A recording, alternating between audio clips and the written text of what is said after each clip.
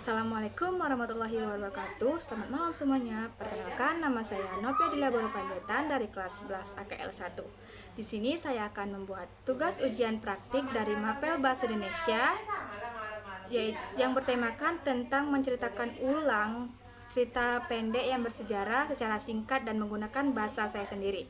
Nah, cerita yang ingin saya ceritakan yaitu adalah perjuangan bersenjata melawan penjajah Kapitan Patimura di Maluku. Cerita perjuangan Kapitan Patimura melawan penjajah di Maluku dimulai dari penolakan rakyat terhadap monopoli dan penderitaan akibat kebijakan Belanda, seperti tanam paksa dan pajak tinggi. Perlawanan bersenjata memuncak pada 16 Mei 1817 dengan penyerbuan ke Benteng Dorstad di Saparua, yang berhasil direbut dan menewaskan residen Belanda. Setelah beberapa kemenangan, Patimura akhirnya ditangkap dan dihukum gantung pada 16 Desember 1817. Nah, latar belakang perlawanan itu ada 3. Yang pertama, monopoli dan pemerasan. Belanda ingin menguasai perdagangan rempah-rempah di Maluku yang mengakibatkan penderitaan rakyat akibat monopoli dan pemerasan. Yang kedua, kebijakan yang menindas. Belanda memberlakukan berbagai peraturan yang memberatkan rakyat, seperti mewajibkan penyerahan hasil bumi dan kerja paksa, termasuk membuat garam tanpa dibayar, dan serta memecat guru-guru di pribumi. Yang ketiga yaitu adalah penolakan terhadap kebijakan baru, yaitu rakyat Maluku tidak puas dengan peraturan Belanda yang lebih kejam dibandingkan masa pendudukan Inggris sebelumnya, sehingga menimbulkan ketegangan. Nah, puncak perlawanan dan strategi itu ada 3. Yang pertama adalah pengangkatan kapitan besar.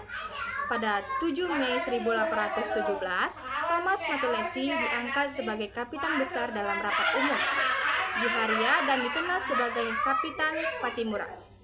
Yang kedua adalah penyerbuan Benteng Dorstad. Perlawanan bersenjata dimulai dengan serangan besar-besaran ke Benteng Dorstad di Saparua pada 16 Mei 1817. Pasukan Patimura berhasil menguasai dan membunuh residen Van den Bers beserta keluarganya. Yang ketiga itu adalah strategi perang. Patimura dikenal cerdik dalam mengatur strategi. Salah satunya ialah saat ia menggosongkan Benteng Dorstad dan bersembunyi di hutan, lalu menyerang balik pasukan Belanda yang lengah setelah berhasil menguasai benteng dengan mudah, yang menyebabkan kematian seluruh pasukan Belanda di bawah pimpinan Oversgord. Nah, pada akhir perjuangan itu ada terbagi menjadi 3. Yang pertama, penangkapan. Setelah meraih kemenangan, Patimura tetap gigih melawan dan menolak tawaran perundingan damai dari Belanda. Yang kedua, penangkapan dan eksekusi. Namun, pada 11 November 1817, Patimura ditangkap oleh Belanda. Yang ketiga atau yang terakhir yaitu hukuman gantung. Kapitan Patimura dihukum gantung oleh Belanda pada 16 Desember 1817 di usianya ke-34 tahun. Sekian cerita pendek dari saya. Jika ada yang kurang, saya mohon maaf dan saya ucapkan terima kasih. Assalamualaikum.